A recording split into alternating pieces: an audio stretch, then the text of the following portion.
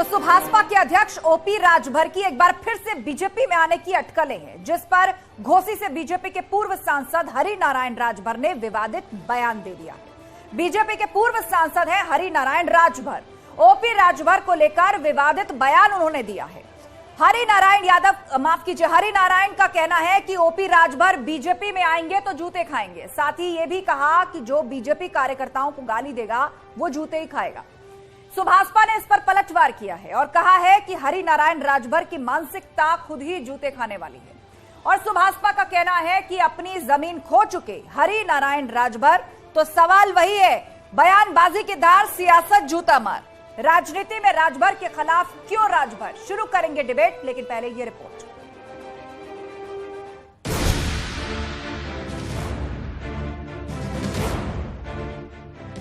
बयानबाजी की धार, सियासत जूता मार। हम उसको जूता से मारेंगे? आपको डर की बात क्या करते हैं? जूता से मारेंगे? अरे किसकी बात कर रहे हैं? बताइए। नहीं, आप बताइए। प्रकाश तो जूता खोर आदमी है, उसको जूता से मारेंगे। गठबंधन हो गया तब क्या करेंगे? गठबंधन हो गया, गठबंधन होगा तो पार्टी का फैसला है, उसके लिए हम क्या करें? राजभर के खिलाफ क्यों राजभर? और वैसे भी हरि नारायण राजभर जी की जो मानसिकता है, पहले से जूते खाने वाली रही है। ये व्यक्ति पहले से खुद जूता खाता आया है, इसीलिए दूसरों को भी उसी नजर से देखता है। ये व्यक्ति पूरी तरीके से बौखला गया है, इसे अपनी जमीन जाने का खतरा महसूस हो रहा है। हरि नारायण राजभर के बयान पर सियासी घमासान जारी। वो कह रहे हैं कि ओम प्रकाश राजभर जी को जूते से मारना चाहिए, वो इसी लायक है। ये भारतीय जनता पार्टी की ही भाषा हो सकती है और हम समझते हैं कि जल्दी ही ओम प्रकाश राजभर जी दूसरा गीत गाते नजर आएंगे कि ठुकरा के मेरा प्यार मेरा इंतकाम देखेगी। ओम प्रकाश राजभर जी जमीन से जुड़े नेता हैं। अगर भारतीय जनता पार्टी के सांसद इस तरीके की बात कर रहे हैं तो वो बहुत ही आपत्तिजनक है, उस पर उनको माफी मांगनी चाहिए।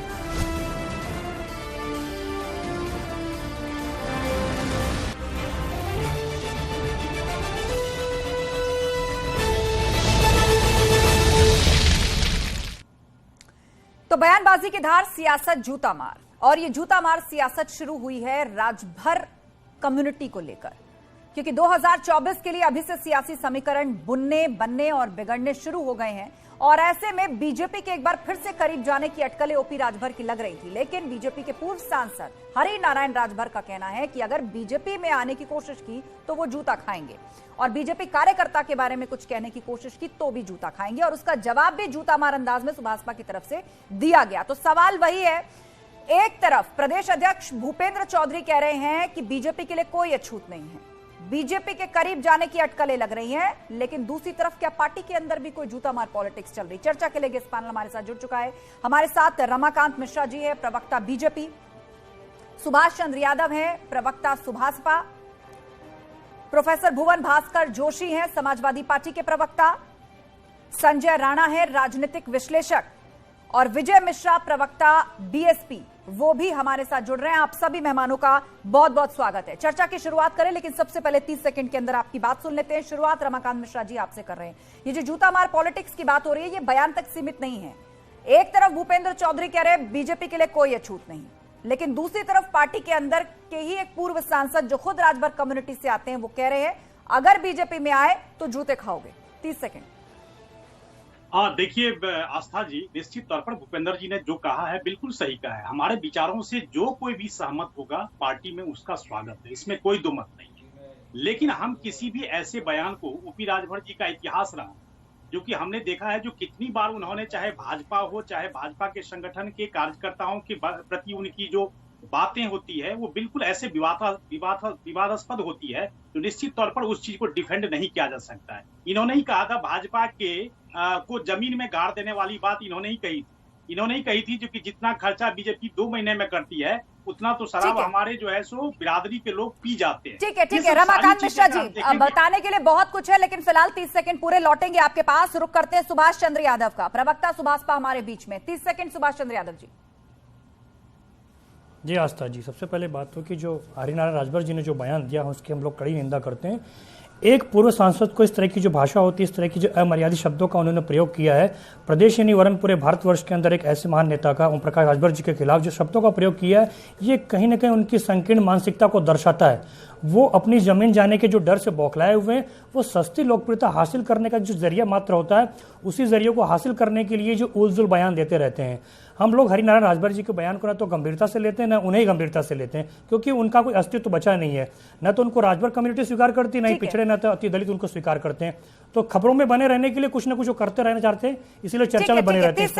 30 सेकंड पूरे। प्रोफेसर भुवन भास्कर जोशी हमारे साथ हैं, सपा के प्रवक्ता। 30 सेकंड के अंदर प्रोफेसर भुवन भास्कर जी, समाजवादी पार्टी ने वैसे तो इस जूते मार बयानबाजी का विरोध किया है, लेकिन आपका मीडिया सेल जो है अपने ऑफिशियल हैंडल से लिख रहा है कि वैसे तो वो यही डिजर्व करते हैं, कोट्स के अंदर, ब्रैकेट के अंदर, वैसे तो वो यही डिजर्व करते हैं, लेकिन फिर भी क्योंकि वो पिछड़े समाज से आते हैं तो बीजेपी नेता का ऐसा बयान पिछड़ों को जूते मारने जैसा है। 30 सेकंड। देखिए, लोकतंत्र में इस तरह के शब्दों के लिए कोई स्थान नहीं है, हम इसकी कड़े शब्दों में निंदा करते हैं। लेकिन अब समय आ गया राजभर जी अपने शब्दों को भी देखें, और बोया पेड़ बबूल का आम कहाते होए, इस कहावत से भी सीखने का कुछ काम है।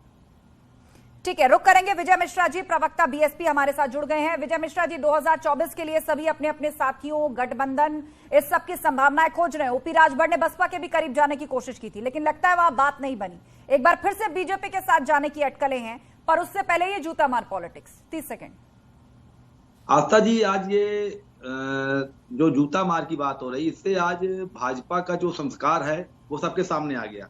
कुछ दिन पहले कांग्रेस के नेता ने स्मृति ईरानी जी के बारे में कुछ बोला था, भाजपा के लोगों ने बड़ा टिप्पणी की थी कि स्मृति ईरानी, जबकि स्मृति ईरानी जी उसी माहौल से आज नेता बनी है। लेकिन ओपी राजभर जी के लिए अगर ये जूता मारने की बात आती है, ये बहुत ही निंदनीय है और भाजपा को इस पर तुरंत कार्रवाई करनी चाहिए। ऐसी घटिया बात करने वालों के खिलाफ तुरंत कार्रवाई करे, क्योंकि ओपी राजभर एक सम्मानित नेता है, विधायक हैं, कई बार वो मंत्री भी रह चुके हैं। अगर उनके साथ इस तरह का दुर्व्यवहार भाजपा के लोग कर रहे हैं, तो आप सोच सकते हैं कि तो दूसरे दल के आम लोगों के साथ उनका क्या व्यवहार होगा। ठीक है विजय मिश्रा जी, समय पूरा। लौटेंगे संजय राणा हमारे साथ है, राजनीतिक विश्लेषक। संजय जी, आपको क्या लग रहा है, क्या ओपी राजभर के पास अब सिवाय बीजेपी की कोई ऑप्शन नहीं बचा है और वहां से भी जूता मार पॉलिटिक्स की शुरुआत हो गई है? ऐसा लग रहा है, एक तरफ भूपेंद्र चौधरी कह रहे हैं हमारे लिए कोई अछूत नहीं है, लेकिन उन्हीं की पार्टी के एक पूर्व सांसद कह रहे हैं कि बीजेपी में आए तो जूता पड़ेगा। Good evening Aastha ji, good evening to my fellow panelist. देखिए, ऐसा है कि इस तरह की भाषा किसी भी राजनेता को और किसी भी पार्टी के नेता को यूज नहीं करनी चाहिए, किसी के लिए भी। जहां तक आप बात करती हैं ओपी राजभर साहब की, देखिए ओपी राजभर साहब एक कम्युनिटी की राजनीति करते हैं और उनकी मजबूरी है कि शासन के साथ रहे, शासन के साथ चले। तो इस समय अगर आप देखेंगे, चाहे 2024 हो या आने वाला 5 साल हो, तो वो शासन भारतीय जनता पार्टी का है। तो भारतीय जनता पार्टी के साथ आस्था जी उनको रहने में फायदा है। और आप देख रही होंगी जब से इलेक्शन का रिजल्ट आया है, कहीं ना कहीं ओपी राजभर साहब ये चाह रहे हैं कि जिस तरह उनका गठबंधन भारतीय जनता पार्टी के साथ हो जाए, क्योंकि वो देखिए बहुत महत्वपूर्ण जाता है। संजय जी, आपका ये आकलन है कि यूपी चुनाव के रिजल्ट्स के बाद 2024 के लिए ओपी राजभर भी कहीं ना कहीं बीजेपी में ही अपना भविष्य खोज रहे हैं, लेकिन ये राह कितनी आसान, कितनी मुश्किल, कितनी कांटों भरी है? क्योंकि ओपी राजभर का ट्रैक रिकॉर्ड अगर उठाकर देखा जाए, बहुत जल्दी जल्दी अपने साथी बदलते हैं। और फिलहाल देखिए, बीजेपी में थे, छोड़कर सपा में आए, सपा छोड़कर बसपा में जाने की कोशिश की, आजम खान की तारीफ की, कभी शिवपाल यादव की तारीफ की, और अब फिर बीजेपी में जाने की अटकलें, और वहां से भी कुछ नेता रेड सिग्नल दे रहे हैं। रमाकांत मिश्र जी हमारे साथ जुड़े। रमाकांत मिश्र जी, ओपनिंग रिमार्क्स में मैंने आपको रोक दिया था और सवाल यही है कि अब सपा की तरफ से यह मैसेज देने की कोशिश की जा रही है, क्योंकि पिछड़े समाज से आते हैं ओपी राजभर, तो जूते मारने जैसे बयान, मतलब आप पिछड़ों के लिए इस तरह का रवैया रखते हैं, जूता मार रवैया। आप देखिए, ऐसा है आस्था जी, मैं आपको स्पष्ट कर दूं, ऐसा किसी भी तरह का कोई भी संदर्भ, किसी भी संदर्भ में अगर ये बयान, ये शब्द का प्रयोग हो गया है, तो मुझे लगता है जो कहीं ना कहीं हम लोगों को शब्दों का चयन बेहतर तरीके से करना चाहिए, भले ही उनकी व्यक्तित्व किसी भी तरह का हो। हमने देखा है जो कि पूर्व के इतिहास में उनका किस तरह से उनका रवैया रहा है, किस तरह के वो विवादास्पद जो है बयान देते रहे हैं, विवादास्पद शब्द का प्रयोग किया है उन्होंने। लेकिन इस तरह के, रही बात पिछड़ी जाति का, तो हम लोगों ने जिस तरह से, आपने भी देखा है जिस तरह से अभी निकाय चुनाव के अंदर में ओबीसी आरक्षण की बात हो रही थी, तो हम सुप्रीम कोर्ट तक आए हैं, और सुप्रीम कोर्ट में आने के बाद फिर उस तरह की जो भी परिस्थिति बनेगी, हम पिछड़े के लिए और चाहे वो सर्व समाज के लिए, हमने पूरे उत्तर प्रदेश हो चाहे देश के अंदर में कहीं पे भी हमने वो समावेशित जो है हमने राजनीति करने की कोशिश की है, और हर एक को सशक्त करने की जहां तक बात है भाजपा हमेशा से करती आई है, इसका इतिहास रहा है। ठीक है, यानी कुल मिलाकर आप भी इशारा वही कर रहे हैं जो भूपेंद्र चौधरी कह रहे हैं कि भाजपा के लिए कोई अछूत नहीं है। मतलब ओपी राजभर एक बार फिर से अगर संभावना तलाशते हैं तो दरवाजों को पूरी तरह बंद नहीं किया है भाजपा ने, यही अर्थ है इसका रमाकांत जी? यही बात है। देखिए, राजनीति में हर चीज की संभावना रहती है। बिल्कुल ठीक है, विजय मिश्र जी कुछ कहना चाह रहे हैं, बोलिए। आस्था जी, भाजपा ने आज अनुसूचित जाति और पिछड़ी जाति को बंधुआ मजदूर समझ रखा है। वो उन्हीं के लोगों से, जैसे जमींदारी प्रथा में उन्हीं के लोगों से आज जूता मरवा रहे हैं, उनका वोट लेते हैं और बड़ी बड़ी बातें करते हैं। मैं पिछड़ी जाति के लिए सुप्रीम कोर्ट चला गया। अरे आप सुप्रीम कोर्ट क्यों चले गए? आपके पास पूरा प्रशासन तंत्र था, आपने पहले ही आरक्षण में सुधार क्यों नहीं किया? आज आप ये दिखावा कर रहे हैं कि हम सुप्रीम कोर्ट चले गए और हम हाई कोर्ट चले गए। आप पूरी तरह विफल हो गए। आपकी विफलता है ये सुप्रीम कोर्ट जाना आपकी सफलता नहीं, ये विफलता है। और पिछड़ी जाति को जो बंधुआ मजदूर बना के आपने रखा है, ये बहुत दिन तक चलने वाला नहीं है। यानी 2024 के लिए पिछड़ों की पॉलिटिक्स बहुत अहम होने वाली है और इसी पिच पर समाजवादी पार्टी फ्रंट फुट पर बैटिंग कर रही है और बसपा के भी सुर वैसे ही नजर आ रहे हैं। संजय राणा, आप कुछ कहना चाहते हैं?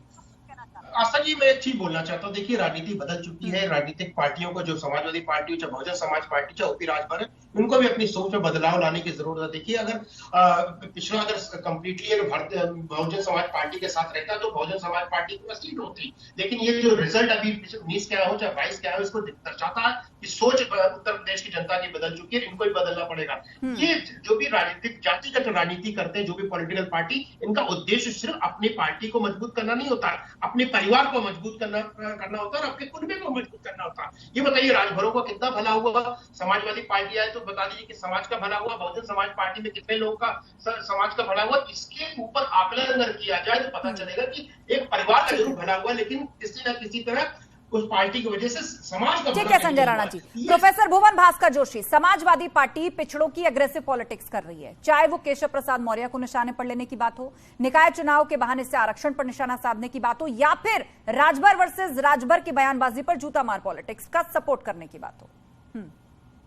देखिए, मैं कहना चाहता हूं, भारतीय जनता पार्टी लगातार पिछड़ों को अपमानित करने का काम कर रही है। चाहे आरक्षण की व्यवस्था देखिए आप, जो निकाय चुनाव में हुआ है, वो पूरा प्रकरण देश और प्रदेश के सामने है। इसके अलावा राजभर साहब को आज इनके सांसद जी ने कहा, और मैं अच्छे से राजनीति शास्त्र का विद्यार्थी होने के कारण बड़ी जिम्मेदार से कह सकता हूं कि योगी सरकार के मंत्री जो खुद राजभर है, उन्होंने भी इनके लिए इस तरह के अपमानजनक शब्दों का प्रयोग करा। हम तो निश्चित तौर पे, हमारे नेता माननीय अखिलेश यादव जी बड़े मन के व्यक्ति है, उनके लिए कैसे शब्दों का प्रयोग राजभर राजभर साहब ने करा, ये पूरा देश और प्रदेश जानता है। लेकिन निश्चित तौर पे उनको अपनी मर्यादा को नहीं लागना चाहिए। जिस तरह की राजनीति करते हैं, चाहे माननीय योगी जी है, हमारे राजनीतिक विरोधी है, हमारा पूरा विरोध है उनसे, हमारी विचारधारा नहीं मिलती। लेकिन हमारे माननीय अखिलेश यादव जी किस प्रकार मर्यादित बात करते हैं, पूरा देश और प्रदेश जानता है। ठीक है। सुभाष चंद्र यादव जी, आपको लग रहा है कि ये जूते मारने वाली बात पर एक तरह से समाजवादी पार्टी ने पिछड़ों की बात की या फिर राजभर समाज की बात की कि ये जूता मार पॉलिटिक्स बीजेपी के स्वभाव का हिस्सा है या इनसे उम्मीद क्या की जा सकती है? उन्होंने एक स्टैंड लिया,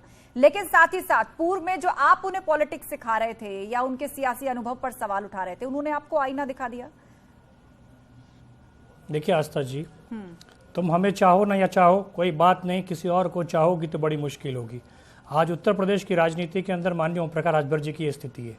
सुबह शाम दिन रात हमेशा समाजवादी पार्टी होगी, दूसरी जो पार्टी है, उनकी नज़र के अंदर हमेशा माननीय ओम प्रकाश राजभर जी रहते हैं। पिछड़ों के हितैषी बनने का जो प्रयास कर रही है समाजवादी पार्टी, पिछड़ों के हितैषी बनने से पहले समाजवादी पार्टी को ये सोचना चाहिए था कि 2014 से पहले जब कांग्रेस की सरकार थी तो उसके अंदर समर्थन दिया था समाजवादी पार्टी ने, और जो कपिल सिब्बल जिनको इन्होंने राज्यसभा भेजा था, उसी कपिल सिब्बल ने ST SC प्रमोशन के अंदर आरक्षण का जो बिल था उसको फाड़ दिया था। ये किस मुंह से पिछड़ों के हित की बात करते हैं? सबसे ज्यादा अगर विरोध किसी ने किया तो समाजवादी पार्टी ने किया है। इन्होंने सिर्फ पिछड़ों का इस्तेमाल किया है। इनको वोट तो चाहिए पिछड़ों का, लेकिन जब इनको राजनीतिक दावेदारी देने की बात आती है, जब इनको हिस्सेदारी देने की बात आती है, तब समाजवादी पार्टी इनको छोड़ देती है। तो इनका कहना कुछ और होता है, करना कुछ और होता है। रही बात जूता मार पॉलिटिक्स की, तो ये हरिनारायण राजभर जी हैं जो संकीर्ण मानसिकता के हैं। इनको पता है कि कहीं न कहीं अगर ओम प्रकाश राजभर जी हमारे साथ आते हैं तो जो मेरी जमीन बची कुची है वो खिसक जाएगी।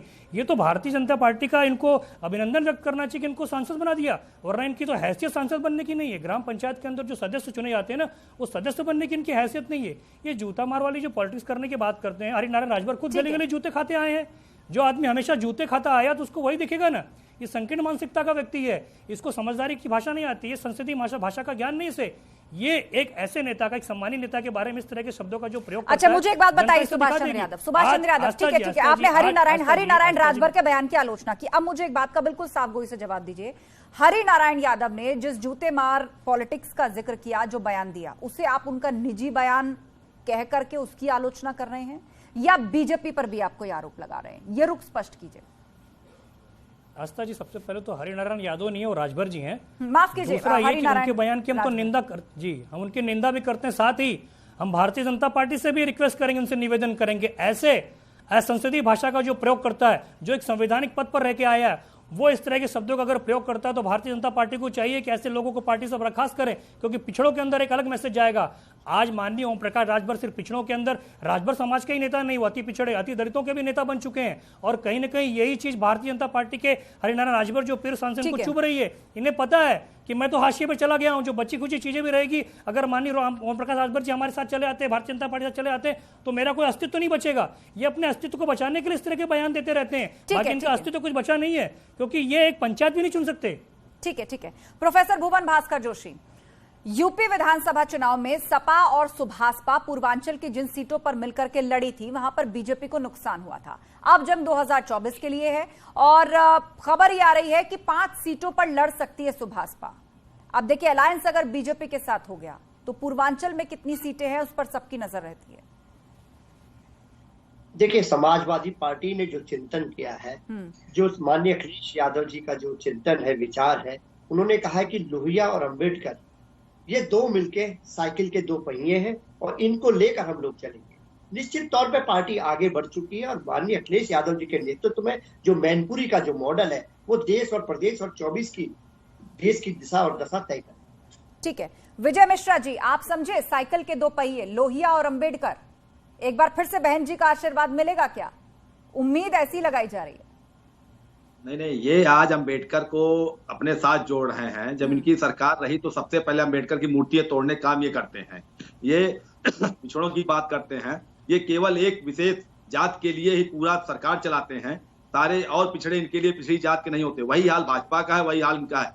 भाजपा भी पिछड़ों को मोहरा बना के अपना काम कर रही है। आज जिस तरह राजभर जी के लिए जूता मार ये सब हो रहा है, ये बहुत, इस पे अभी किसी भी भाजपा के बड़े नेता का बयान नहीं आया। अभी अगर यही चीज हम लोगों की पार्टी से कोई बोल दिया होता तो अब तक लगता उसके ऊपर रास्ता लग जाता, ईडी पहुंच जाती, सीबीआई आ जाती, लेकिन एक भी बड़े नेता ने इस पर निंदा नहीं की कि हरिनारायण राजभर जी ने गलत बोला। तो इससे आप समझ सकती हैं भाजपा खुद इस तरह अनुशासनहीनता करने के लिए लोगों को उकसाती है और इनके नेता बार बार ऐसी हरकत करते हैं और ये उसको नजरअंदाज करते हैं, बाद में कहते हैं कि वो उनका व्यक्तिगत मामला है। वो पार्टी का नेता है, लेकिन जब वो किसी गाली देगा, जब किसी को कुछ बोलेगा तो वो उसका व्यक्तिगत मामला हो जाता है, लेकिन जब वो चुनाव लड़ेगा तो भाजपा का नेता होता है। इनके यहाँ 2 चीजें चलती हैं। इनके यहाँ चुनाव इनकी पार्टी जीतेगा, अगर वो गाली बसपा को दे रहा है वो उसका निजी मामला है, व्यक्तिगत मामला है, उससे इनके नेताओं को कोई लेना देना नहीं, जबकि बहुत गलत है। और मैं फिर कहूंगा कि अभी भी पिछड़ी जातियां आंख खोल लें। ये दोनों समाजवादी पार्टी और भारतीय जनता पार्टी केवल पिछड़ी जातियों को मोहरा बनाकर अपना काम कर रही है। आज बहन जी ना, ठीक है विजय मिश्र जी, ठीक है, तो ठीक ये है। जवाब इसका रमाकांत मिश्र जी से। रमाकांत मिश्र जी, घुमा फिराकर पॉलिटिक्स जो है वो ओबीसी यानी पिछड़ों पर आकर के टिक जाती है। 2024 के लिए क्या सत्ता की चाबी पिछड़ों के हाथ में होगी? अब देखिए आस्था जी, मैं एक चीज जरूर यहाँ पर बताऊंगा, जो कि जिस तरह से कह रहे हैं, जो कि नहीं ओपी राजभर या हरिनारायण राजभर का जिस तरह का बयान है, मैं कह रहा हूं निम्न शब्द का निम्न शब्द के साथ कोई उत्तर नहीं हो सकता। मैं अभी भी कह रहा हूं, इस तरह की बातें कभी कोई इस चीज को बढ़ावा नहीं देगा किसी भी पार्टी के अंदर में। चाहे अपनी पार्टी का इतिहास भी देख लें तो मुझे लगता है कहीं कोई ऐसा कोई डिफेंड करने की कोशिश नहीं करेगा। लेकिन एक चीज जरूर बताऊंगा यहाँ पर, जिस तरह से ओपी राजभर जी का एक इतिहास रहा है, उन्होंने जिस तरह से बयानबाजियां करी, जिस तरह से गठबंधन के साथ गठबंधन टूटने के बाद जिस तरह की उनकी बयानबाजी रही है, मुझे लगता है कहीं ना कहीं उनको भी अपने अंदर मंथन करने की आवश्यकता है। जहां तक 2024 की बात है, निश्चित तौर पर चाहे पिछड़े हो, अग्रे हो, खर, मैं अभी भी कह रहा हूं अपने वक्तव्य में, जो हर समाज को सशक्त करने के लिए भाजपा बिल्कुल अडग रही है और प्रखरता से उनकी बातें रखती है। निश्चित तौर पर जनता के साथ जो जुड़े हुए मुद्दे हैं उसको हम प्रखरता से रखेंगे, चाहे 2024 का चुनाव हो या 2023 के अंदर में 9 विधानसभा के जो चुनाव हैं उसमें भी हम बिल्कुल सशक्तता के साथ हम बिल्कुल आएंगे निश्चित तौर पर, और ऐसे सारे विषयों को लेकर के हम बिल्कुल आगे गंभीरता से ठीक है। संजय राणा जी 2024 के लिए समाजवादी पार्टी ने तो कह दिया है इशारों में कि एक पहिया अगर लोहिया है तो दूसरा अंबेडकर है, और बसपा पर आरोप लगते ही रहे हैं कि वो बीजेपी की बी टीम के साथ काम करती है, या जहां जहां उसके कैंडिडेट्स नहीं उतारे जाते या उतरते भी हैं तो वहां फायदा बीजेपी को होता है। पिछड़ों की पॉलिटिक्स तो अहम है ही, लेकिन बहन जी को लेकर भी गोलबंदी किसके तरफ हो जाए इसकी भी रस्साकशी चल रही है, ऐसा लगता है। देखिए, जब हम बात करते हैं 2024 की या 2022 जो हमारा बीता हुआ है, अगर 2024 की बात करें तो उसमें बहुत महत्वपूर्ण हो जाता है कि पार्टी का एजेंडा क्या होगा। तो चाहे वो समाजवादी पार्टी हो, चाहे वो हमारी बहुजन समाज पार्टी हो, आज के दिन में आपने देखा होगा उनके पास कोई एजेंडा नहीं है जिसको लेकर के जनता के बीच जाए। तो आपने देखा होगा जितनी भी, चाहे राजभर हो, चाहे वो समाजवादी पार्टी हो, चाहे बहुजन समाज पार्टी, ये सिर्फ एक ही मुद्दे पर लड़ रही है, पिछड़ों का, दलितों का, बैकवर्डों का। ये बात हो रही है, इनके पास उनके लिए भी कोई प्लान नहीं है कि इनसे पूछा जाए जितने साल में आपने शासन किया पिछड़े दलितों और वंचितों के लिए आपने क्या किया, तो किसी के पास कोई भी आंसर नहीं है। रोड मैप आने वाले 2024 का भी नहीं है, 2024 के बाद का भी नहीं है। इनको अच्छी तरह पता है कि जो वोट बैंक है तकरीबन 50% से प्लस जो होता है वो पिछड़ों और दलितों का है। ठीक है, वोट बैंक को सेंध लगाने की कोशिश कर रहे हैं, लेकिन इनको ये नहीं समझ में आ रहा है कि आज का जो वोटर है वो जागरूक हो चुका है, कहीं ना कहीं वो समझदार हो चुका है। वो सब चीजों में जात पात से हट करके वो काम पे जो नई पॉलिसीज आएंगी, डेवलपमेंट की होगा, एजुकेशन होगा, चाहे रोजगार होगा, उस पर वोट देना चाहता है। क्योंकि हर आदमी, चाहे प्रदेश का हो चाहे देश का, वो विकास चाहता है, अपना भी, समाज का भी और देश का भी। तो ये पार्टियों को इस चीज सोच से बाहर आना पड़ेगा, जो अभी तक आज तक के सिनारियो देखे वो पार्टी अभी भी दलगत जातिगत राजनीति में उत्तर प्रदेश में फंसी हुई है, जिसकी वजह से कहीं ना कहीं समावेश जो विकास होना चाहिए उत्तर प्रदेश का उतना नहीं हो पाया है। अगर मैं इनसे प्रश्न पूछूं तीनों पार्टियों से 10 सेकंड और लूंगा कि आपके पास क्या प्लान है जो दलितों के लिए, पिछड़ों के लिए, तो एक भी प्लान आस्था जी दे नहीं पाएंगे, आज नहीं, आज से 10 महीने बाद भी नहीं दे पाएंगे। लेकिन सारे लोग उनकी राजनीति कर रहे हैं क्योंकि उनकी राजनीति अपने परिवार, अपने कुर्बे तक ही सीमित है, उसके बियॉन्ड है ही नहीं। हम तो पूछ रहे हैं कि कितने दलितों का भला हो गया, लेकिन इनके पास आंसर नहीं होगा। कितने लोगों को उन्होंने मकान बना के दे दिया, उनके पास आंसर नहीं होगा। ठीक है, लेकिन दोनों ने सरकारें चलाई हैं संजय जी, दोनों ने सरकारें चलाई हैं, सपा ने भी बसपा ने भी। ये सवाल उनके पास लिए चलते हैं, पहले प्रोफेसर भुवन जोशी और उसके बाद विजय मिश्र जी। इस बात का जवाब दीजिए कि आप जिस वोट बैंक की राजनीति करते हैं, चाहे वो ओबीसी हो या दलित हो, जब आपकी सरकारें रही तो आपने क्या किया, क्या प्लान था आपका? और फिर ये सवाल रमाकांत मिश्र जी के लिए। शुरुआत भुवन जोशी जी।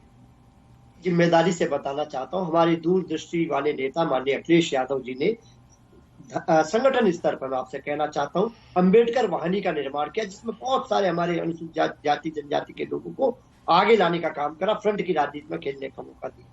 निश्चित तौर पे ये केवल माननीय अखिलेश यादव जी करते हैं। जब अभी हमारी सरकार आगे बनेगी, निश्चित तौर पे उनके लिए बहुत सारी ऐसी योजनाएं बनाने का काम करेंगे जिससे कि उनके आखिरी खड़े व्यक्ति के साथ भी न्याय हो सके, आगे बढ़ा। ठीक है, विजय मिश्र जी। आशा जी मैं 5 सेकंड ले लूं, सिर्फ 5 second if you don't mind. बोलिए संजय जी, लेकिन 5 सेकंड क्योंकि शो क्लोज करना है। हाँ, एक बार सब बात रखना है। भारतीय जनता पार्टी हमेशा समानों की पार्टी मानी जाती है, लेकिन 2014 के बाद से आज तक अगर समीकरण देखेंगे तो 60 से 70% उसमें बैकवर्ड लोग हैं जो राज कर रहे हैं, मुख्य पदों पे बैठे हुए हैं। तो ये समीकरण भारतीय जनता पार्टी ने बदला है, करके दिखाया है। ये सिर्फ बोलते हैं, उन्होंने करके दिखाया है। ये मेरा 5 मिनट में सबमिशन था हमारे भोर भाई। अब विजय मिश्र जी। ये आपके जो राजनीतिक विश्लेषक हैं, ये राजनीतिक विश्लेषक कम भाजपा के समर्थक ज्यादा नजर आ रहे हैं, क्योंकि मुझे लगता है कि अगला प्रदर्शन भाजपा इनका ही करने वाली है। ये विश्लेषक नहीं कर पा। मैं कहता हूं मायावती जी ने जो पिछड़ों के लिए, अनुसूचित जाति के लिए काम किया, आज तक बीजेपी उसका 10% नहीं कर पाई। बीजेपी ने केवल जाति तोड़ो राज का काम किया है। आज इन्होंने राजभर अलग कर दिया, निषाद अलग कर दिया, बैकवर्ड अलग कर दिया, कुर्मी बिरादरी अलग कर दिया। इन्होंने जितनी पिछड़ी जातियां थी सबका एक एक नेता बना दिया और अलग अलग उनको नेता बीजेपी ने बना दिया या नेताओं ने अपने आप को बना लिया? सबको पॉलिटिक्स करनी है, लोकतंत्र है, कोई भी दल बना सकता है अपना। बीजेपी ने पिछड़ी जातियों को इतना तोड़ के मरोड़ दिया कि आज ओपी राजभर को राजभर ही गाली दे रहे हैं। इससे आप समझ सकती हैं कि इन्होंने पिछड़ों को इकट्ठा नहीं किया, पिछड़ों को खंड खंड कर दिया और वो आपस में लड़ के मर जाएं। ठीक है, रमाकांत मिश्र जी, ये तो बड़ा ही गंभीर आरोप लग गया कि आपके कारण इतने छत्रप बन गए उत्तर प्रदेश के अंदर जो अपनी अपनी जातियों की राजनीति कर रहे हैं। राजभर नाराज थे, चुनाव हुआ था, नहीं राजभर नाराज। ठीक है विजय जी, जवाब ले लेते हैं आपने जो बात उठाई है। रमाकांत मिश्र जी, आपकी आवाज नहीं मिल रही। जहां तक बात है, हाँ बिल्कुल, भाजपा ने जिस तरह से काम किया है, आज देखेंगे जो कि आज राष्ट्रपति के पद, माननीय राष्ट्रपति जी के पद तक पर जिस तरह से काम किया गया है भाजपा द्वारा, और उत्तर प्रदेश हो चाहे देश के किसी भी कोने में देखेंगे जो कल्याणकारी योजनाएं हैं, मुझे लगता है कहीं ना कहीं हर जगह आप देखेंगे जो कि पिछड़े वर्ग के लिए, उनको सशक्त करने के लिए, माता बहनों को सशक्त करने के लिए, और जिस तरह से हमने काम किया है उन सारी कल्याणकारी योजनाओं का अगर मैं लिस्ट दूं, मुझे लगता है जितनी भी पिछले सरकारें रही है 2017 से पहले, मैं देखता हूं जो कि भले ही वो नहीं आया, वापस चला गया 31 मार्च को। पिछड़ी जात का स्कॉलरशिप बच्चों को नहीं मिला है। आप कल्याणकारी योजना की बात करते हैं, आज प्रधानमंत्री आवास आ रहा है, पिछड़ी जातियों की स्थिति बहुत कम होती जा रही है। आप लिस्ट उठा के देख लीजिए।